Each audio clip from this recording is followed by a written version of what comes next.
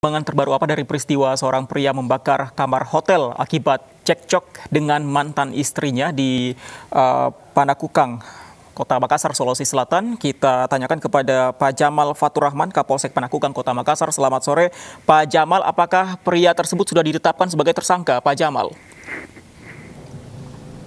Selamat sore, Mas. Jadi untuk saudara MA ini sudah kami tetapkan tersangka. Namun memang ketika kami lakukan pemeriksaan, berita acara pemeriksaan terhadap tersangka ini, yang bersangkutan ini boleh dibilang tidak nyambung untuk keterangannya. Dan setelah berulang kami coba lakukan pemeriksaan, namun tetap seperti itu, sehingga kami mengupayakan kami datangkan psikolog, dan untuk saat ini tersangka sedang dilakukan diobservasi oleh pihak psikolog. Informasi terkait alasan membakar kamar hotel tersebut, Pak Jamal. Iya, jadi alasan membakar kamar hotel tersebut, yang pertama memang diawali karena adanya cekcok keluarga terkait dengan hak asuh anak serta istri yang diajak rujuk tapi tidak mau. Serta juga alasan dari tersangka ini katanya ada yang akan membunuhnya di kamar sebelah dan lain-lain. Ketika anggota kami hadir di TKP untuk mencoba membantu mengeluarkan anaknya dan istrinya ini, termasuk tersangka ini, namun tersangka ini malah membakar spray di kamar tersebut sehingga terjadi kebakaran. Kronologisnya seperti apa pada saat itu, Pak Jamal? Apakah tersangka ini sudah membawa alat-alat untuk membakar kamar tersebut dari awal atau bagaimana? Jadi dari hasil olah TKP serta keterangan dari mantan istri tersangka ini, jadi tersangka ini tidak hanya membawa pematik korek api.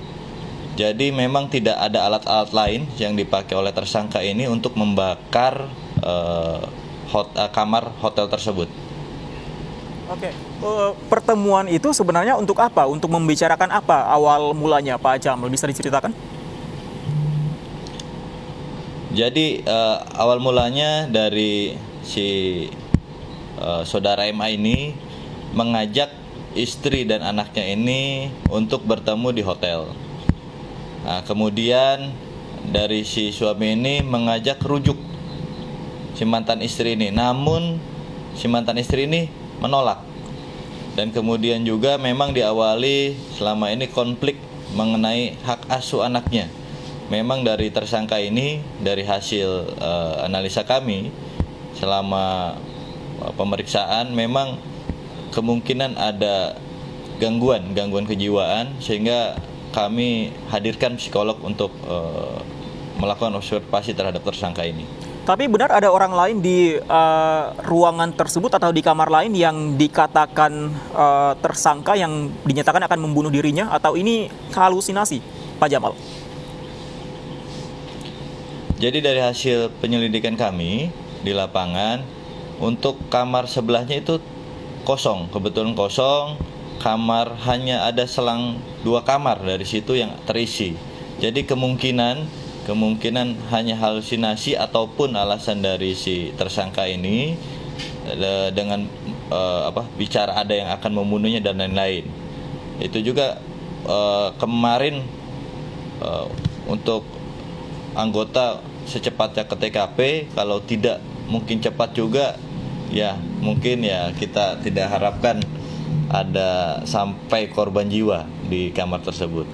Keterangan dari istri tersangka ini, benar ada upaya untuk menghalangi mantan istri dan juga anaknya untuk keluar dari ruangan tersebut setelah dibakar? Ya, memang dari keterangan mantan istrinya, itu pintu ditutup oleh pintu lemari yang dirusak. Jadi pintu lemari dirusak, setelah itu menutupi pintu keluar, sehingga memang akses untuk keluar istrinya itu tertutupi.